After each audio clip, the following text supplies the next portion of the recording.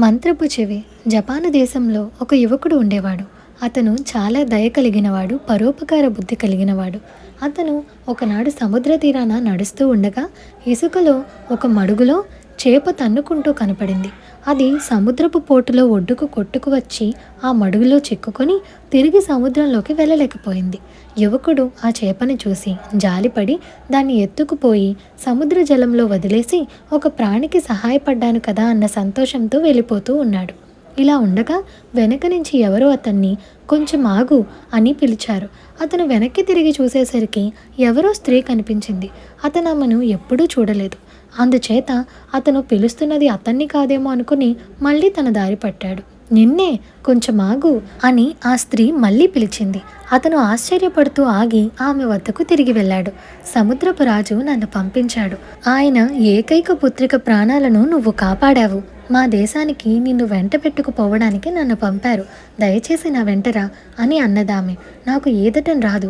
సముద్ర రాజ్యానికి ఎలా వస్తాను అన్నాడా యువకుడు. ఆ భయం నీకు వద్దు. నేను వాస్తవంగా చేపనే.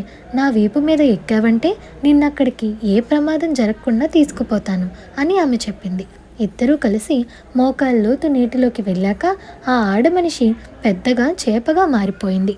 యువకుడు ఆమె వీపుపైన ఎక్కాడు. సముద్రరాజు ఉండే చోటికి వెళ్ళే దారిలో సముద్రంలో ఉండేటువంటి ఒక పాము ఆ చేపపై దాడి చేయటానికి వచ్చింది.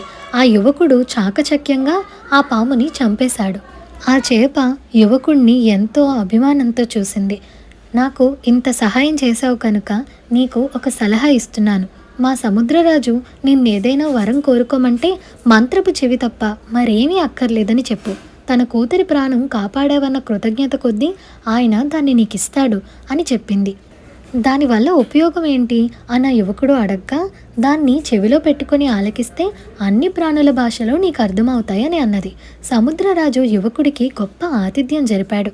నృత్య గానాలు జరిగాయి. యువకుడు సముద్రరాజు అతిథిగా కొన్నాళ్ళు అక్కడే ఉండి ఇంకా తన ఇంటికి వెళ్ళిపోతానని అన్నాడు.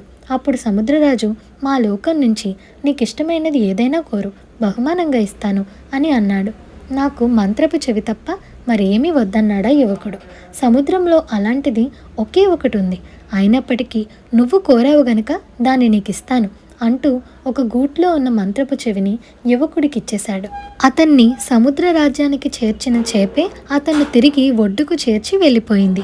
యువకుడు సముద్రం ఒడ్డున ఒంటరిగా కూర్చొని ఉండగా కొన్ని పిచ్చుకలు కిచకిచలాడటం అతనికి వినిపించింది. అవి ఏమంటున్నాయో తెలుసుకోవాలన్న కుతూహలం కొద్దీ యువకుడు బుల్లి శంఖంలాగా ఉన్న మంత్రపు చెవిని తన చెవిలో పెట్టుకున్నాడు.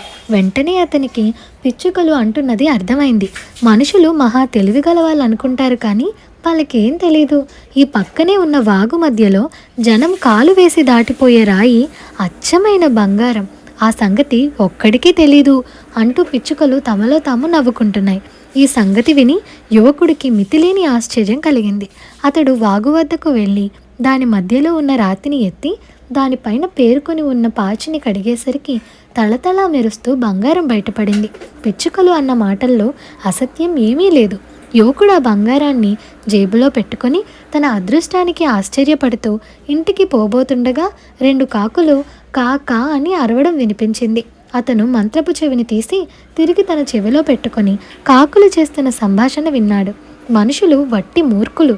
ఎక్కడెక్కడి వైద్యులను పిలిపించారు, కానీ ఒక్కడు కూడా జమీందారు గారి పిల్లకు నయం చేయలేకపోయారు. ఎలా నయం చేస్తారు?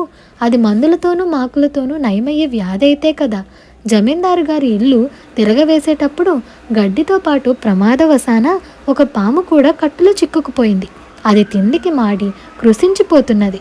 దాన్ని ఎవరైనా విడిపించి ఆహారం పెడితే గాని జమీందారు గారి కూతురు వ్యాధి కోలుకోదు అంటూ కాకులు తమలో తాము మాట్లాడుకున్నాయి. ఈ మాటలు తన చెవిన పడటం మేలైందనుకుని యువకుడు తిన్నగా జమీందారు గారింటికి వెళ్ళాడు.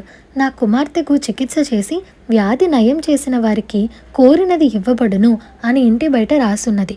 యువకుడు లోపల ప్రవేశించి జబ్బుగా ఉన్న అమ్మాయికి చికిత్స చేస్తానన్నాడు. అక్కడ చేరి ఉన్న వైద్యులంతా విరగబడి నవ్వి, మా అందరికీ అంత చిక్కని వ్యాధిని ఈ మడ్డి వెధవ నయం చేస్తాడట అని ఎద్దేవా చేశారు. కానీ జమీందారు మాత్రం ఎవరు వైద్యం చేస్తామన్నా చేయించడానికి సిద్ధంగానే ఉన్నాడు. యువకుడు లోపలికి వెళ్ళి రోగిని చూసి, ఇది రోగం కాదండి జమీందారు గారు, శాపం, జీవహింస జరిగింది. ఇంటి కప్పులో పామును బంధించి ఉంచారు. దయచేసి దాన్ని విడిపించండి అన్నాడు. జమీందారు తన నౌకర్లను పిలిపించి కప్పు విప్పించాడు. పాము ఒక కట్టలో కనిపించింది. అది తిండికి మాడి కొనప్రాణంతో ఉన్నది. దాన్ని కట్ట నుంచి ఊడదీసి తెచ్చి దానికి ఆహారం పెట్టారు. దాంతో పాముకు తిరిగి బలం వచ్చి కదిలి పాకసాగింది. అది ఒక అడుగు పాకేసరికి మంచంలో జమీందారు కూతురు లేచి కూర్చున్నది. పాము 2 అడుగుల దూరం పాకేసరికి ఆ పిల్ల లేచి నిలబడింది. పాము తన దారిన తాను ఎటో వెళ్ళిపోయింది. దానితోనే జమీందారు గారి కూతురు వ్యాధి కూడా పోయింది. జమీందారు గారి ఆనందానికి అవధులు లేకుండా పోయింది.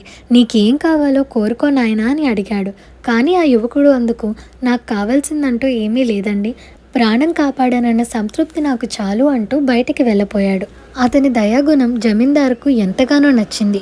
అతను తన కూతురికి చికిత్స చేసినందుకు బహుమానంగా ఆ యువకుడికి ఆ పిల్లని ఇచ్చి పెళ్లి చేశాడు. ఇదండి ఇవాల్టి కథ. ఈ కథ మీకు ఎలా అనిపించిందో మాకు కామెంట్ సెక్షన్లో చెప్పండి. అలాగే మీకు ఈ వీడియో నచ్చినట్లయితే like, share, subscribe to Priya stories Telugu. Thank you for watching.